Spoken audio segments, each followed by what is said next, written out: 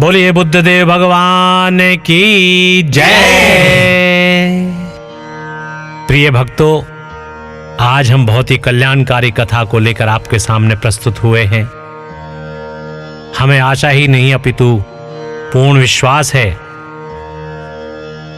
कि यदि आप आज की इस कथा को श्रद्धा और प्रेम के अनुसार सुनेंगे, ईश्वर में भक्ति भाव के साथ सुनेंगे, तो आपका कल्याण होगा। आपकी सभी प्रकार की मनोकामनाएं अवश्य पूर्ण होंगी। बोले बुद्धदेव भगवान की जय। तो प्रिय भक्तों, ये कथा है बुधवार व्रत कथा। तो आइए आरंभ करते हैं। एक समय नैमिषारण्य वन में शौनक आदि मुनि एकत्र हुए और पुराणों के ज्ञाता व्यास जी के प्रधान शिष्य श्री सूत जी महाराज से पूछने लगे, हे मुनिवर, आपने हमें अनेकों पुनीत कथाएं सुनाई हैं जो दैविक और भौतिक पापों का नाश करने वाली हैं। कृपा करके कोई ऐसा व्रत बतावें जिसके करने से मनुष्य के सभी पाप समाप्त हो जाएं और उसे इस लोक में सभी सुख, प्रभु की भक्ति और अंत में मोक्ष को प्राप्त हो सकें। आप कृपा करके हमें कहें। सूत जी महाराज महर्षियों से बोले, मैं स्वयं इसका वर्णन नहीं कर सकता हूं, क्योंकि यह विषय अथाह है। मैं आपके सामने एक सुंदर इतिहास कहता हूं जिसे महर्षि वशिष्ठ जी ने राजा मानधाता से कहा था। अब मैं उसी को आपसे कहता हूं, सो ध्यान से सुनो। महाराजा मानधाता अपनी सभा में बैठे हुए थे। उसी समय महर्षि वशिष्ठ वहां पधारे। द्वारपाल ने महर्षि के आगमन की सूचना दी।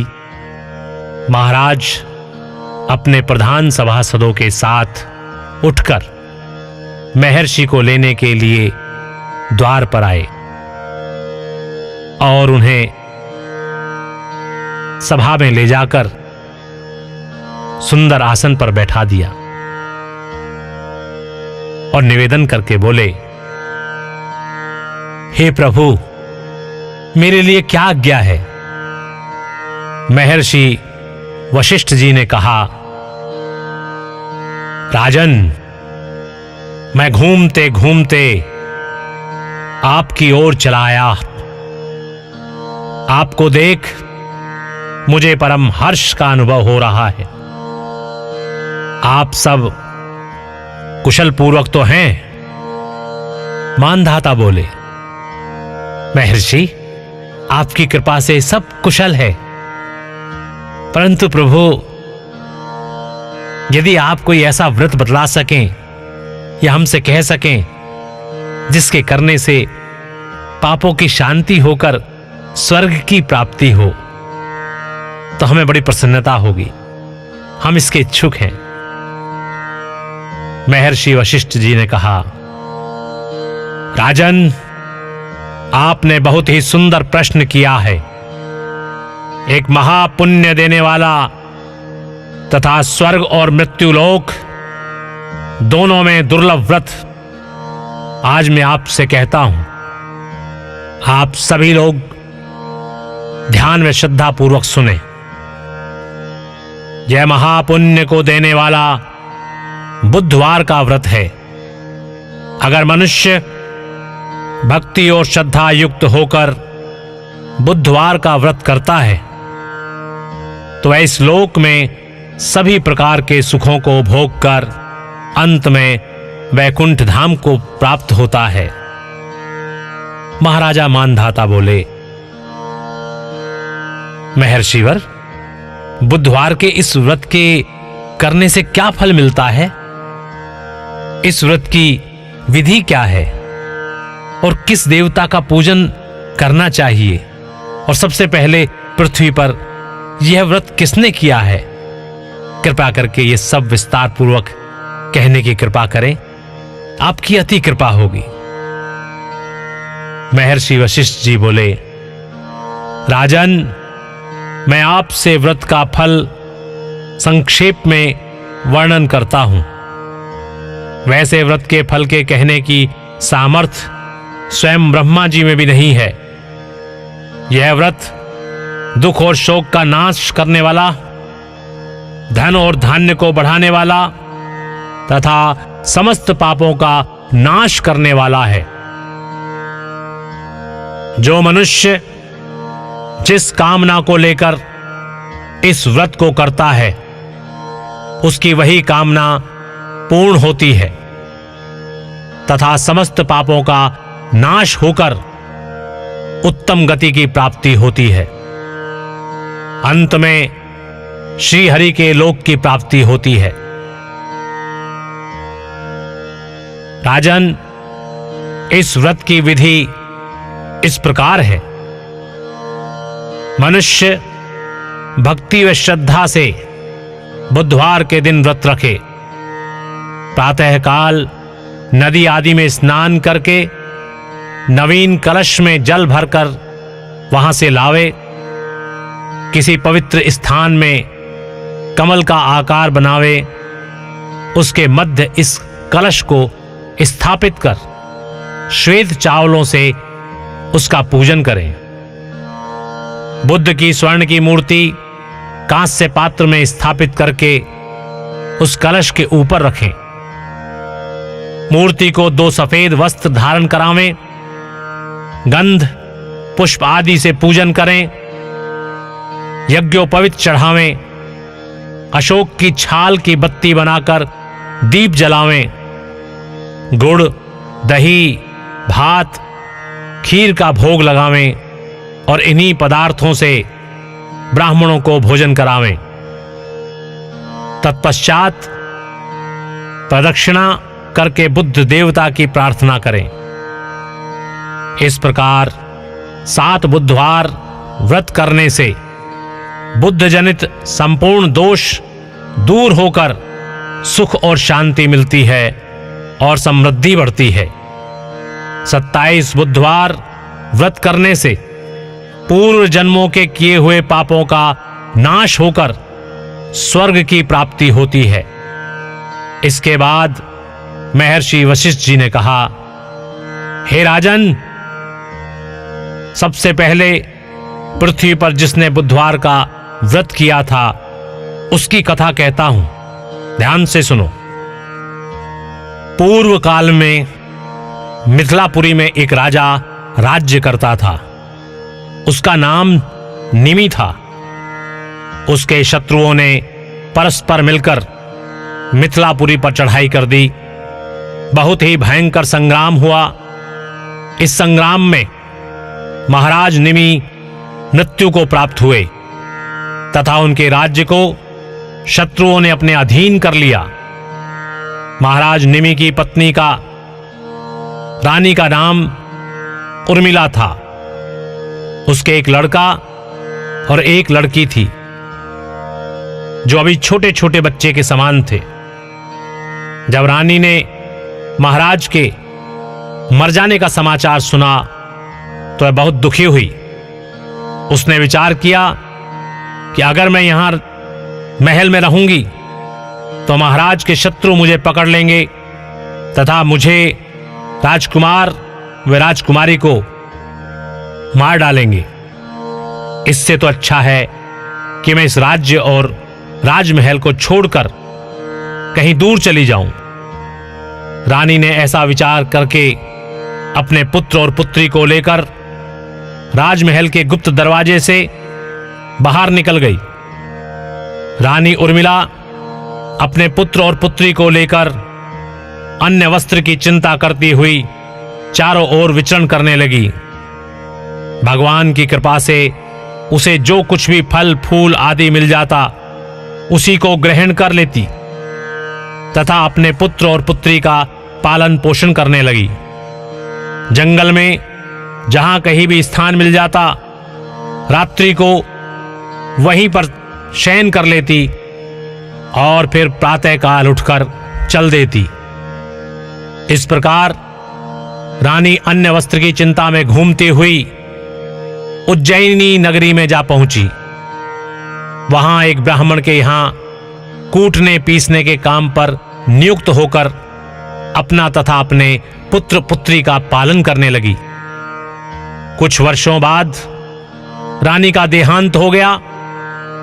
ब्राह्मण ने इस बालक के शरीर के चिन्ह तथा हस्तरेखा देखकर अनुमान लगा लिया था कि यह राजपुत्र है और एक न एक दिन अवश्य राजा होगा, परंतु अभी इसका भाग्य इसका साथ नहीं दे रहा है।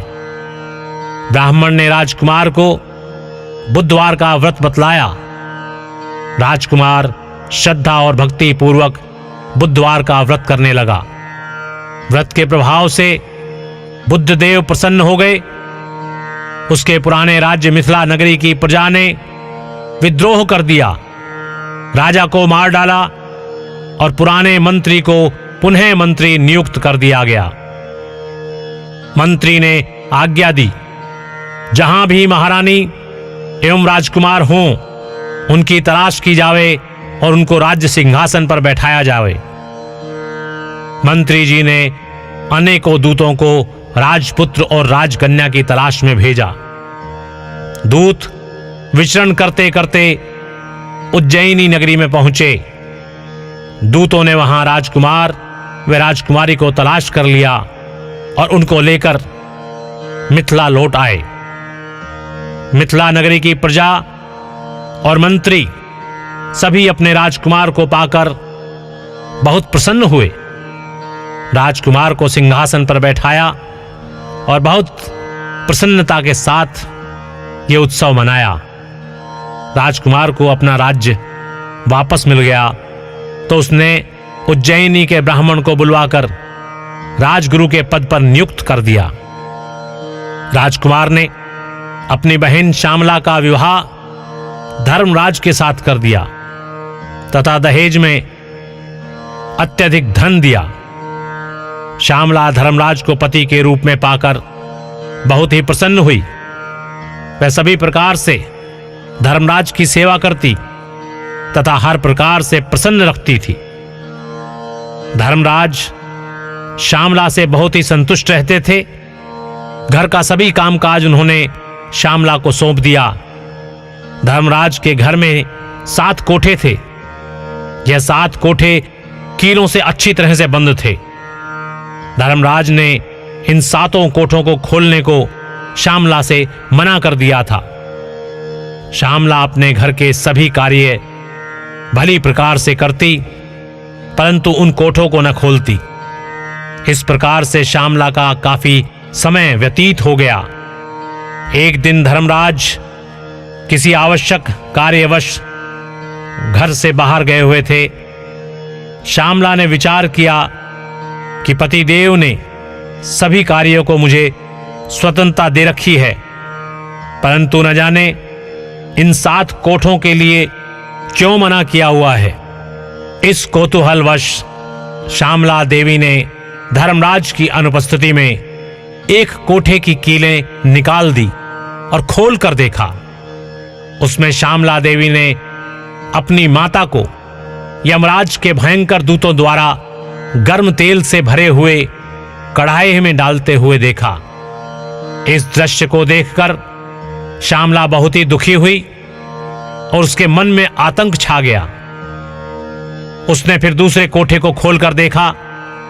वहां उसने अपनी माता को कोल्हू में पिलते हुए देखा। अब श्यामला और भी दुखी हुई।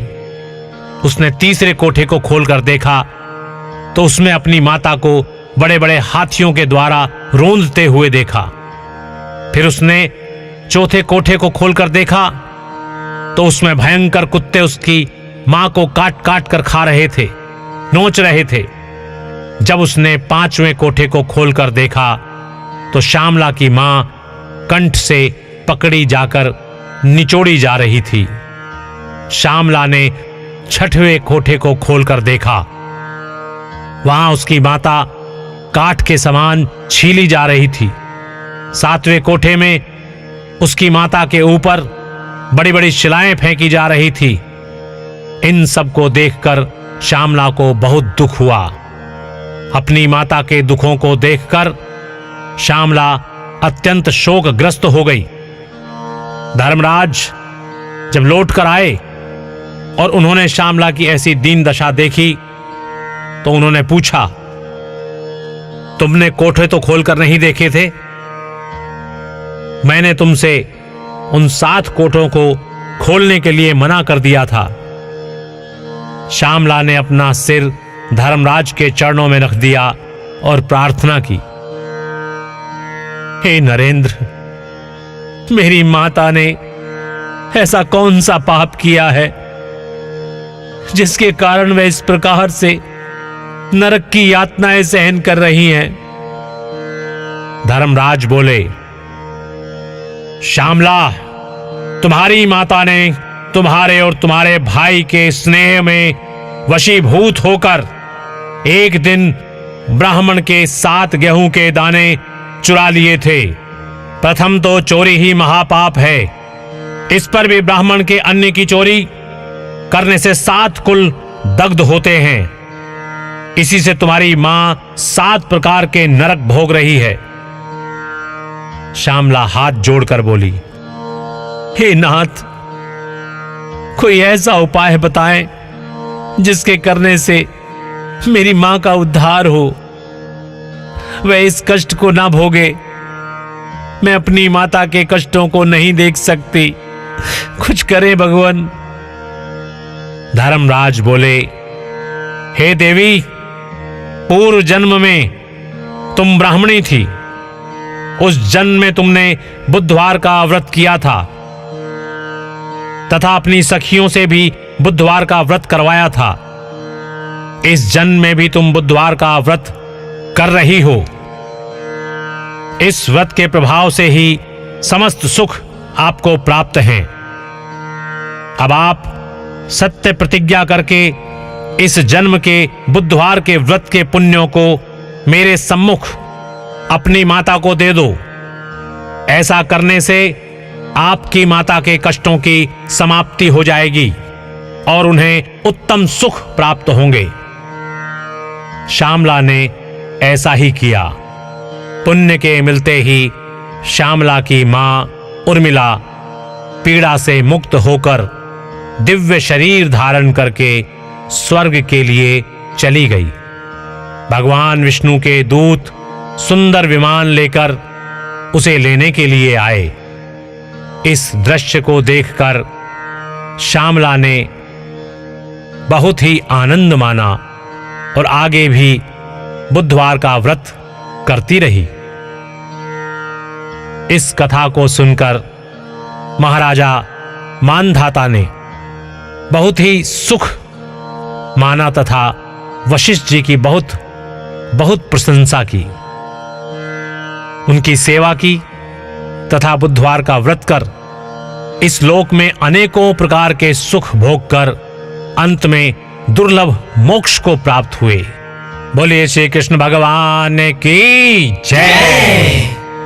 तो प्रिय भक्तों, इस प्रकार यहां पर बुधवार की व्रत कथा समाप्त होती है। तो आइए स्नेह के साथ जयकारा लगाते हैं। बोलिए श्री कृष्ण भगवान की जय। बोलिए भगवान बुद्ध देव की जय।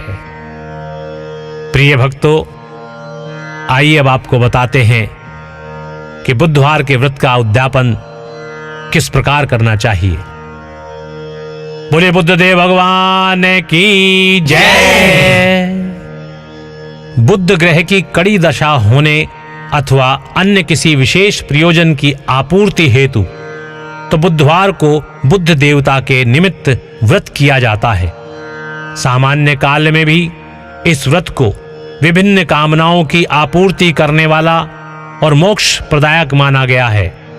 प्रत्येक स्त्री, पुरुष और विद्यार्थी को प्रतिवर्ष कम से कम लगातार 7 बुधवार तक तो यह व्रत करना ही चाहिए। बुद्ध देवता इतने कृपालु हैं कि 7 अथवा 27 बुधवार को व्रत करने से ही साधक की सभी मनोकामनाओं को पूर्ण कर देते हैं। यदि कोई विशेष कामना हो अथवा बुद्ध की ग्रह दशा खराब चल रही हो तब 128 बुधवारों तक यह व्रत करना चाहिए। यद्यपि किसी भी मास के किसी भी बुधवार से यह व्रत आरंभ किया जा सकता है, परंतु विशाखा नक्षत्र युक्त बुधवार को व्रत आरंभ करना सर्वश्रेष्ठ रहता है। शास्त्रीय विधि के अनुसार व्रत आरंभ करने के एक दिन पूर्व अर्थात मंगलवार को सायंकाल स्नान आदि से निवृत्त होने के पश्चात तारों को साक्षी मानकर भगवान बुद्ध देव का ध्यान करना और व्रत की दीक्षा लेनी चाहिए। इस समय व्रत के प्रयोजन और कितने दिन व्रत करना है इसका भी मन में निश्चय कर लेना चाहिए। शास्त्रीय विधान तो बुद्ध देवता की सोने की प्रतिमा बनवाकर और उसे कांसे के कटोरे में रखकर षोडशोपचार पूजन करने का है, परंतु इसके अभाव में आप बुद्ध देव की सामान्य प्रतिमा अथवा इस पुस्तक में छपे हुए चित्र का भी पूजन कर सकते हैं। व्रत वाले दिन प्रातःकाल स्नान करने के बाद पितरों के निमित्त तर्पण और देवताओं के निमित्त जलांजलियां देने का शास्त्रीय विधान भी है। स्नान के पश्चात पूजा स्थल को स्वच्छ एवं पवित्र करने के बाद वहां सफेद चावलों से अष्टदल कमल बनाकर उस पर जल से भरा घड़ा अथवा लोटा रखें। जल के इस पात्र पर कांसे का कटोरा रखकर उस कटोरे में बुद्ध देवता की प्रतिमा रखकर उन्हें 2 सफेद वस्त्र अर्पित करें। बुधवार को चंदन, चावल, धूप, दीप, पुष्प आदि से पूजा करके गुड़, दही और भात का भोग लगाने का विधान है। बुद्ध देवता की पूजा में आप कितनी वस्तुओं का प्रयोग करते हैं महत्व इसका नहीं, महत्व है आपकी भावना और श्रद्धा का। देवता तो हमारी भावनाओं को देखते हैं। भक्तों, अतः मूर्ति अथवा पूजन सामग्री का अभाव हमारे व्रत में बाधक हो ही नहीं सकता। व्रत का समापन करने वाले बुधवार को 108 अपामार्ग की समिधाओं से हवन करने का विधान है। इस हेतु अपामार्ग की 108 छोटी छोटी लकड़ियां लेकर और उन्हें दही मिश्रित घी में डुबो कर बुद्ध देवता का मंत्र पढ़ते हुए हवन की अग्नि में डाला जाता है। इसी प्रकार उद्यापन वाले दिन 27 ब्राह्मणों को भोजन कराकर यथा योग्य दक्षिणा देने और पूजा में प्रयुक्त मूर्ति एवं सभी पात्र व सामग्री मुख्य पुरोहित को देने का भी शास्त्रीय विधान है। बोलिए बुद्ध देव भगवान की जय। बोलिए श्री कृष्ण भगवान की जय।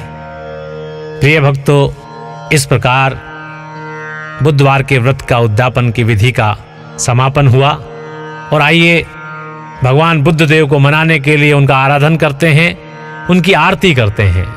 बोलिए बुद्ध देव भगवान की जय। जय श्री बुद्ध देवा स्वामी, जय श्री बुद्ध देवा। छोटे बड़े सभी नर नारी करें तेरी सेवा।